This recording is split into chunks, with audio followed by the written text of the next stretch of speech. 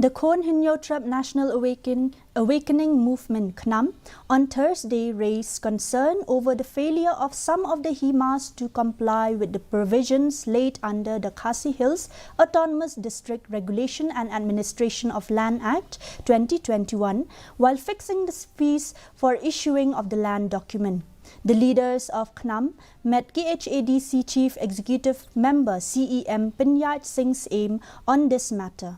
While speaking to reporters, Khnam Working President Thomas Passa said that as per Section 6, Subsection 8 and Section 7, Subsection 2 of the Khasi Hills Autonomous District Regulation and Administration of Land Act 2021, the EC on August 4th last year had issued a notification to empower SAME and Hima to fix the fees for issuing of the land deed and other related documents. Khnam Working President has suggested that the Council should take steps to ensure that the various Darbar Shnongs, Raj, Himas strictly follow the provisions.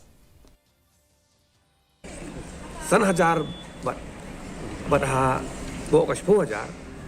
apa dengan san bat 10,000 kadai la hajar san sepat tengka ter tak don kidor henry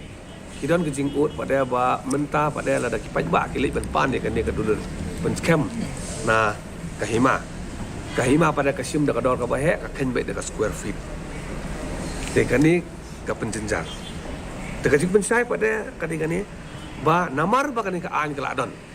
kahima kam don chu kam la chu ban register gi jaka hab register be port council mar kalong ka ba sosi ba lada uju breu ya ka ju ka jaka u hab register himaru register hapo ka council ru ka jingnut ka babon kaliang jong iba nya cm i laong ba